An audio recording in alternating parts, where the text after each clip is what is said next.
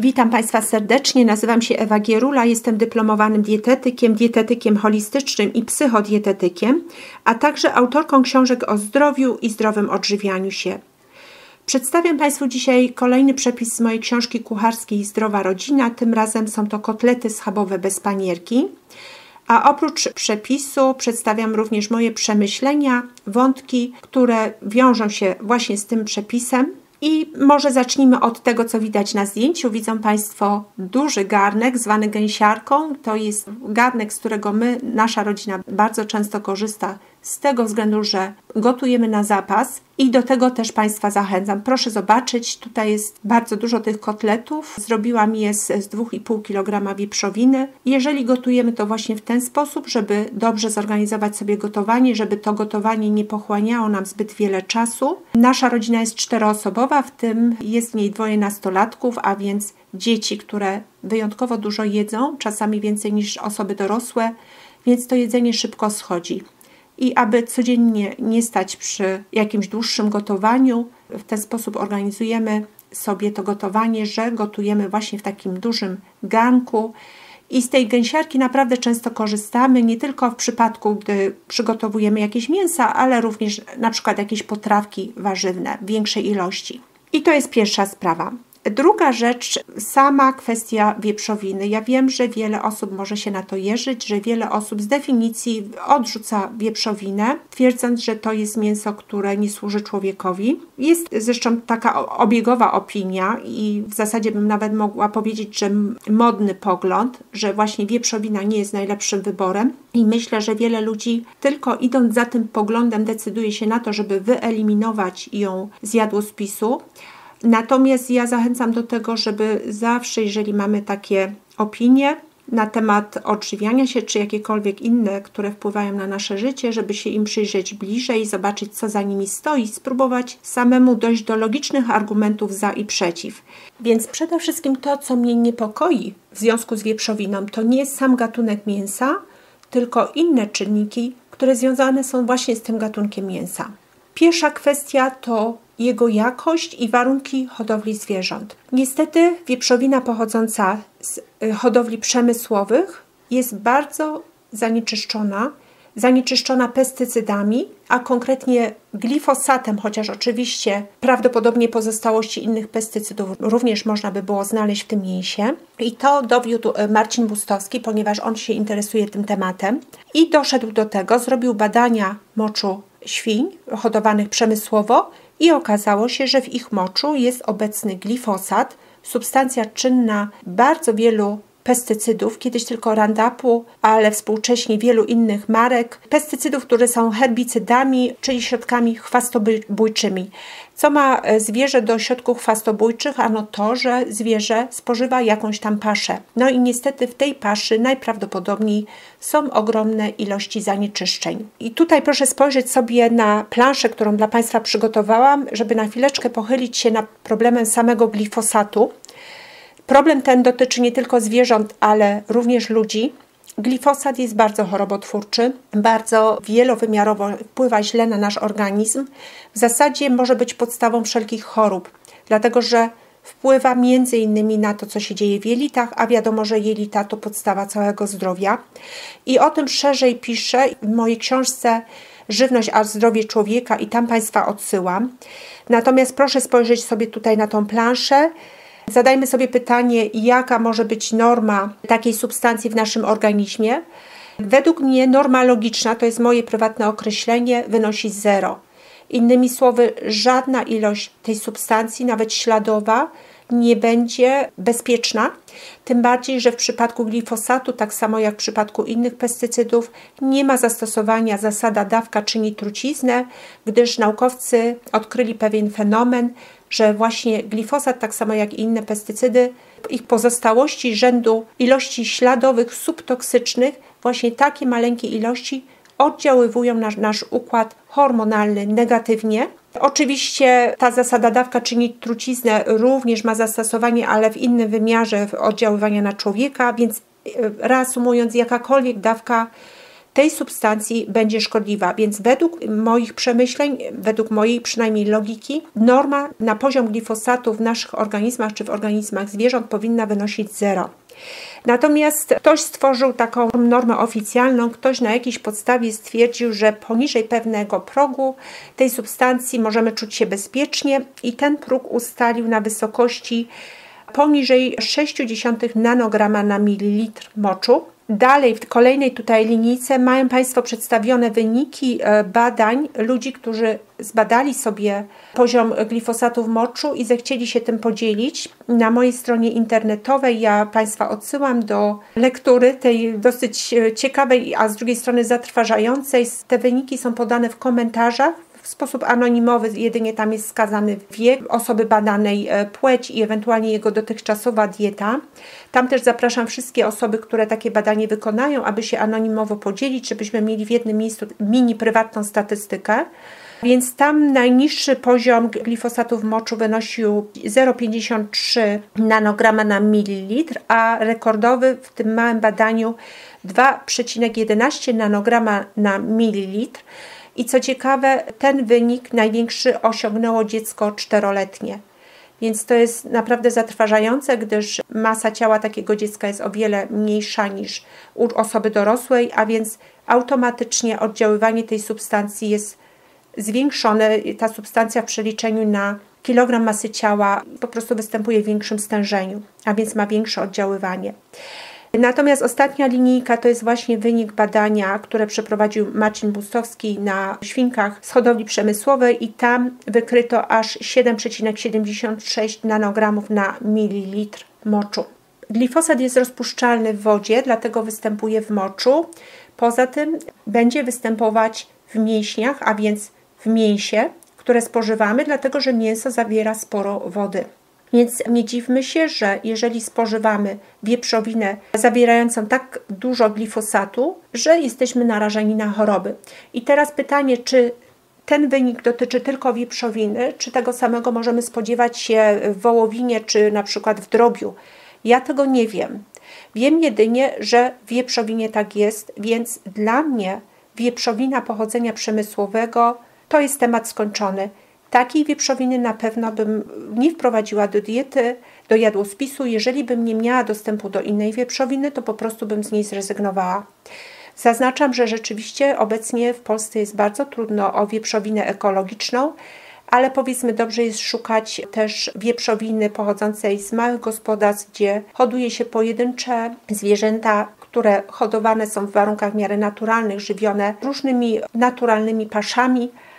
Jest ciężko dotrzeć do takich gospodarstw, ale warto się postarać. No, jeżeli natomiast nam się to nie uda, to rzeczywiście możemy wykreślić wieprzowinę z naszego jadłospisu. Poza glifosatem z pewnością są jeszcze inne obciążenia związane z hodowlą przemysłową, chociażby w postaci pozostałości środków farmakologicznych, pozostałości z pasz GMO, z pasz, które mogą zawierać jakieś mykotoksyny i tak dalej, więc to jest cały wielki temat, nie będę go tutaj rozwijać. I jeszcze jedna rzecz, wieprzowinę bardzo często spożywamy w postaci wędlin, a wędliny pochodzenia przemysłowego to jest też, myślę, temat znany wielu osobom, które choć trochę interesują się odżywianiem. Bardzo wiele osób rezygnuje z takich wędlin pochodzenia przemysłowego i słusznie. Dla mnie tutaj też się zapala czerwone światło i to jest coś, co nie gości w naszej kuchni i nie znajdzie się w naszej diecie rodzinnej. Więc to są argumenty przeciw zdecydowanie, więc popatrzmy, to są argumenty, to są czynniki szkodliwości tego mięsa, o którym mówimy, ale nie związane z samym gatunkiem mięsa. Nie wiem, w jakim stopniu bardziej to dotyczy wieprzowiny niż innych gatunków mięsa, to by trzeba było zbadać, zastanowić się, ale chodzi o to, żeby nie podejmować zbyt pochopnych decyzji. Natomiast mogę też powiedzieć wiele dobrego o wieprzowinie. Przeczytam Państwu może fragment książki napisanej przez lekarza medycyny, również biotechnologa, Włocha, Francesco Peruginiego. On napisał taką książkę Jedz tłusto i bądź zdrowy i tam jest bardzo wiele ciekawych faktów na temat żywienia i znalazłam bardzo ciekawy fragment dotyczący wieprzowiny.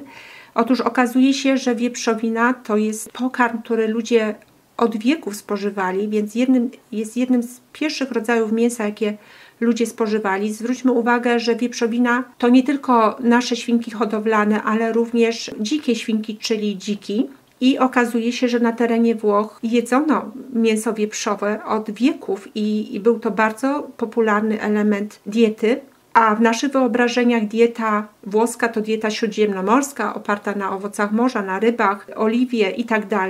I przez takie właśnie utrwalanie takich informacji w przestrzeni publicznej zaczynamy myśleć schematycznie i nie dostrzegamy rzeczywistości. Więc tutaj z tej książki dowiadujemy się, że owszem, wieprzowina była bardzo popularnym kiedyś stałym elementem diety człowieka i to właśnie na terenie dzisiejszych Włoch. Przeczytam Państwu 2 fragmenty. Spożywaniu tłustych produktów wieprzowych towarzyszyło często poczucie winy. Jednakże człowiek powinien być wdzięczny temu właśnie zwierzęciu i jego kuzynowi dzikowi. Wraz z owcą i kozą świnia była jednym z pierwszych zwierząt hodowlanych. Jej udomowienie datuje się na od 5000 do 7000 lat przed naszą erą. Świadectwa archeologiczne wskazują na obecność świń w osadach ludzkich u podnóża gór Taurus w Turcji około 8000 lat przed naszą erą. Jest więc najstarszym znanym udomowionym zwierzęciem. Oczywiste jest, iż towarzyszyła człowiekowi europejskiemu dużo wcześniej niż krowy, które pojawiły się u nas z równin wschodu. Wszelkie połacie lasów, bogate w dęby i buki, pokrywające prawie cały kontynent, sprzyjały naturalnym hodowlom trzody chlewnej. I kolejny fragment. Świnia, wolna w swoim naturalnym środowisku, często krzyżowała się z dzikiem. W średniowieczu świnia była jednym z głównych źródeł żywności dla wielu ludów. Po jej uboju nic się nie marnowało, nawet krew. Szczególnie doceniany był jej tłuszcz. Aż do kilkudziesiątek lat wstecz, zanim człowiek dowiedział się, co to jest cholesterol i tłuszcze nasycone, potrawy z tłuszczem wieprzowym były bardzo popularne i doceniane. Kawałki tłuszczu dodawano do zup, farszy, sosów, klopsów, rolat i temu podobnych. Do smażenia, do pieczenia ciast słonych i słodkich używano bez obawy smalcu, który jest bardziej odporny na wysokie temperatury niż oleje roślinne, produkujące niebezpieczne wolne rodniki. Więc tutaj widzą Państwo, to mówi nam specjalista odżywienia, nie tylko lekarz, ale i biotechnolog, który zwraca też uwagę na jeszcze jeden aspekt, który nas może wstrzymywać przed spożywaniem wieprzowiny, a więc tłuszcze nasycone i cholesterol. To jest osobny temat, nie będę już go tutaj rozwijać. Powiem tylko w skrócie, cholesterol i tłuszcze nasycone pochodzenia naturalnego nie są absolutnie jakimkolwiek zagrożeniem dla naszego zdrowia, wręcz przeciwnie, są czymś, co jest nam potrzebne, są substancjami prozdrowotnymi. Chciałabym teraz przedstawić takie uniwersalne kryteria tego, czy dany pokarm jest zdrowy. Kryteria te będą dotyczyć każdego pokarmu, w tym wieprzowiny. I możemy sobie sprawdzić, czy wieprzowina nam służy, czy nie, czy powinniśmy ją włączyć w naszą dietę, czy nie, właśnie na podstawie tych kryteriów. Przede wszystkim pierwsze pytanie, czy ten pokarm, w tym wypadku wieprzowina, czy jest pozyskana w sposób naturalny, czyli czy pochodzi od zwierzęcia, które jest hodowane zgodnie z prawami natury, jest odpowiednio żywione, ma kontakt ze słońcem, z naturą itd. Drugie kryterium, czy ten pokarm jest przetwarzany przemysłowo, czy nie, więc tutaj jeżeli jest to wędlina, czyli produkt już wysoce przetworzony w sposób przemysłowy, bo nie mówię o wędlinach domowych, bo to jest osobny temat, ale wyprodukowany przemysłowo produkt, więc tutaj z tego bym również zrezygnowała. Kolejne kryterium, czy ten pokarm nadużywamy, czyli innymi słowy, czy nie występuje w naszej diecie zbyt często i w zbyt dużych ilościach. Jeżeli tak, jeżeli spożywalibyśmy tą wieprzowinę codziennie czy kilka razy w tygodniu, to tutaj już też bym uważała, zwróciłabym na to uwagę i jeśli ktoś miałby problemy zdrowotne, to z całą pewnością zaleciłabym zmniejszenie tej ilości tej wieprzowiny i częstotliwości spożywania. I z drugiej strony, według tego kryterium, kiedy ta wieprzowina będzie nam służyć, jeżeli jest spożywana w rotacji.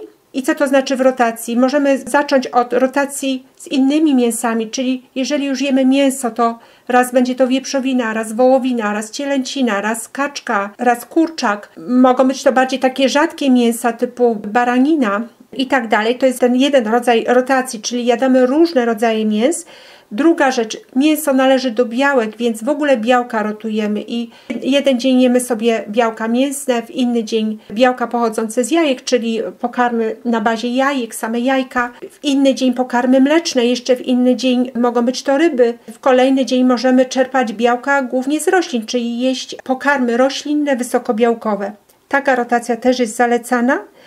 No i generalnie rotacja już taka w skali takiej najbardziej ogólnej, oprócz białek jemy również pokarmy węglowodanowe, węglowodanowo-tłuszczowe, białkowo-węglowodanowo-tłuszczowe, różne kombinacje. Chodzi o to, że jeżeli mięso jest posiłkiem wysokobiałkowym, to czasami warto zjeść posiłek bezbiałkowy i nie musi być to wysokowęglowodanowy, bo może być to posiłek składający się przede wszystkim z warzyw z tłuszczem, więc tam nie będzie jakiejś bardzo silnej dawki węglowodanów, a zarazem odpoczniemy sobie od białka. Kolejne kryterium, czy dany rodzaj pokarmu, czy wieprzowina nam smakuje, czy nie. Jeżeli nie smakuje, to nie mamy o czym mówić. To po prostu sprawa rozwiązana. W ogóle się nad tym nie zastanawiamy i nie spożywamy jej. Jeśli natomiast smakuje, to warto, żeby wpleść ją w nasz jadłospis. I kolejne kryterium, czy dany pokarm, w naszym przypadku wieprzowina, wywołuje jakieś powtarzalne, niepokojące objawy po spożyciu, w jakimś tam określonym czasie od spożycia, bądź natychmiastowo, bądź w jakimś odroczeniu. Tego się należy nauczyć, takiej samoobserwacji. Ja tego uczę w czasie konsultacji dietetycznych. Na to należy zwrócić uwagę. Jeżeli takie objawy występują, to tutaj w dalszym kroku należałoby rozważyć, czy całkowicie eliminujemy wieprzowinę z diety, czy odpowiednio ją rotujemy. I to też jest już oczywiście do wypracowania. Ja tego też uczę w czasie konsultacji, jak dochodzić do takich wniosków. Natomiast jeżeli spożycie wieprzowiny nie wywołuje żadnych niepokojących objawów, co więcej daje nam dobre samopoczucie, przyjemne takie nasycenie, dużo energii po posiłku, to wtedy nie widzę przeciwwskazań. Więc pamiętajmy, reasumując, pokarmy mogą być bardzo regenerujące, ale mogą też nam szkodzić. Już tutaj za taki aksjomat przyjmuję to, że to są pokarmy nieprzetworzone i nie pochodzące z rolnictwa konwencjonalnego, czyli nie zawierające znaczących ilości jakichś pozostałości pestycydów, środków farmakologicznych, czegokolwiek, bo też wiadomo, środowisko całe jest zanieczyszczone, więc nawet te pokarmy ekologiczne mogą mieć jakieś śladowe ilości tych niepożądanych substancji, niemniej różnica między tymi pokarmami a pokarmami konwencjonalnymi, jeśli chodzi o zawartość tych pozostałości, jest znacząca.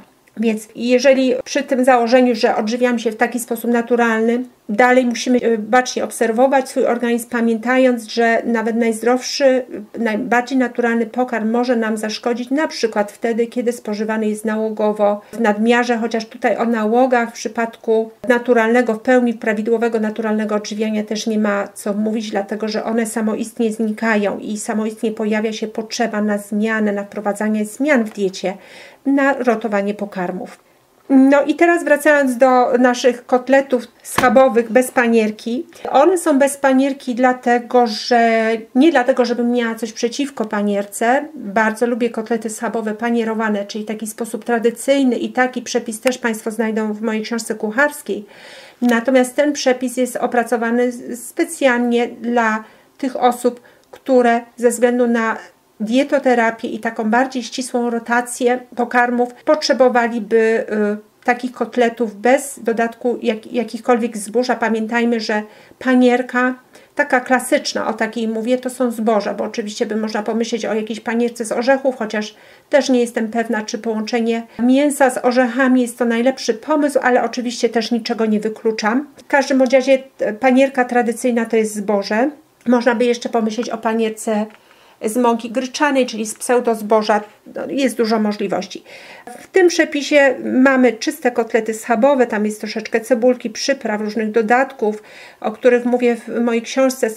Rola tych dodatków jest taka, jak niemalże rola suplementów.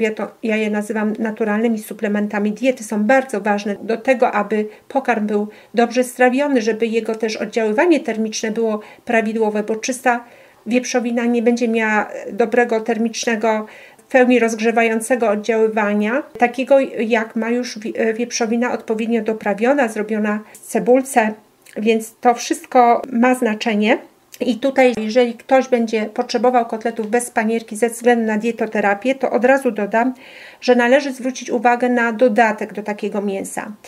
Czyli tutaj bym proponowała w przypadku diety szczególnie niskowęglowodanowej zrezygnować z takiego mocnego dodatku węglowodanowego i powrócę na chwilkę do planszy, którą Państwu przedstawiłam w moim ostatnim nagraniu. Planszy, która jest, proszę spojrzeć, swego rodzaju skalą węglowodanów, które możemy dodać do jakiegoś białka, czyli takiego pełnego posiłku obiadowego, czyli węglowodany, które możemy sobie umieścić obok mięsa, bądź jajka, bądź ryby, bądź nawet sera, bo też takie połączenia robię obiadowe, że zamiast mięsa może być ser, który jest też pokarmem wysokobiałkowym. Więc proszę zobaczyć, takie najdelikatniejsze węglowodany, bardzo przyjazne organizmowi, to będą warzywa. No, oczywiście tutaj bym dodała warzywa z tłuszczem na ciepło do takiego właśnie mięska. Ewentualnie ziemniaki, ale w bardzo małej ilości. Jeśli to ma być danie terapeutyczne, typowo niskowęglowodanowe. Gryka jest takim pośrednim węglowodanem i jeśli już to naprawdę może łyżka, 2 łyżki kaszy gryczanej. Następnie zboża bezglutenowe, tu przykładem może być ryż, to już bym odradzała, jeżeli to ma być posiłek dla osoby, która potrzebuje jeść niskowęglowodanowo. No i zboża glutenowe, tutaj tym bardziej. No generalnie zboża, wiadomo, jeżeli zdecydujemy się na przyrządzenie kotletów bez panierki ze względu na to, że chcemy wyeliminować przynajmniej czasowo zboża z naszej diety, to w takim układzie, czy to są bezglutenowe, czy glutenowe, to te zboża odpadają.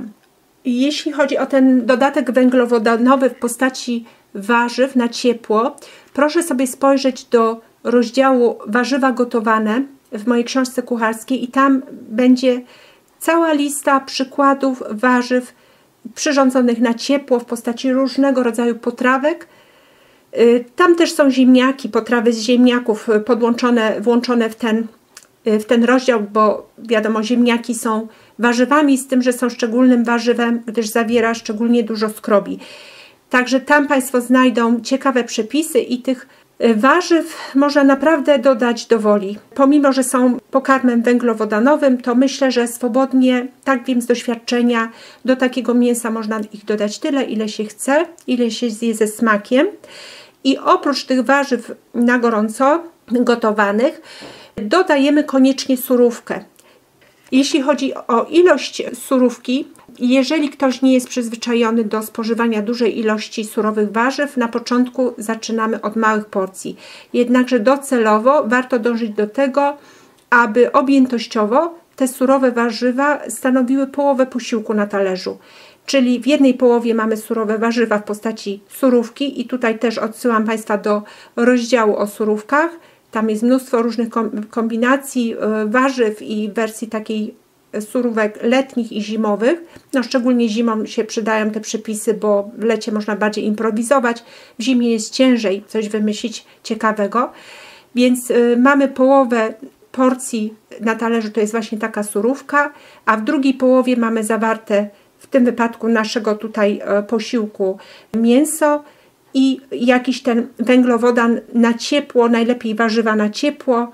W przypadku diety terapeutycznej względnie ziemniaki, względnie gryka, już w bardzo małej ilości. Cały posiłek koniecznie posypujemy zieleniną, czyli albo natką pietruszki, albo koperkiem, albo szczypiorkiem, albo jakimiś ziołami typu melisa, bazylia, cokolwiek. I w zimie z kolei, gdy takiej zieleniny trochę brakuje, mogą ją zastąpić kiełki, które hodujemy sobie na parapecie okiennym w rotacji, tak żeby nie jeść non-stop tych samych kiełków, tylko żeby je rotować. To jest bardzo ważny element, ta zielenina, o to się należy postarać. Zazwyczaj to zaniedbujemy, bo nam się nie chce. Pamiętajmy, żeby każdy posiłek przygotowywać bardzo starannie i lepiej, jeżeli nie mamy generalnie dużo czasu, zdecydować, że przynajmniej jeden posiłek w ciągu dnia będzie taki wypieszczony, że będzie od A do Z pięknie, starannie, z miłością przygotowany, że wyznaczymy sobie na to przygotowanie naprawdę należyty czas, bo ten czas to jest inwestycja w naszą energię, w naszą siłę, w nasze zdrowie. No a powiedzmy, jeżeli jesteśmy tak strasznie zaganiani, reszta posiłków w ciągu dnia, no to powiedzmy już możemy zjeść coś bardziej w locie, tak zwane jakieś zdrowe fast foody, o których może kiedyś jeszcze opowiem, o nich też mówię w mojej książce kucharskiej. Nie chodzi mi o fast foody w potocznym rozumieniu. W każdym razie są sposoby na to, aby zjeść coś na szybko. I tak jak mówię, ten jeden posiłek powinien być naprawdę z taką należytą starannością, z odpowiednią ilością czasu przygotowany i rzeczywiście to się opłaci. Po takim posiłku możemy na długo zapomnieć o jedzeniu, skupić się na pracy, zabawie i jakichkolwiek innych czynnościach i robić je efektywnie, z przyjemnością, wykonywać je z należytą energią. Jeśli chodzi o moją książkę kucharską Zdrowa Rodzina, można ją nabyć na mojej stronie internetowej Zdrowe Dzieci, Zdrowa Rodzina. Adres, link do tej strony podany jest w opisie do filmu. Na dzisiaj to wszystko. Dziękuję za uwagę i do usłyszenia wkrótce.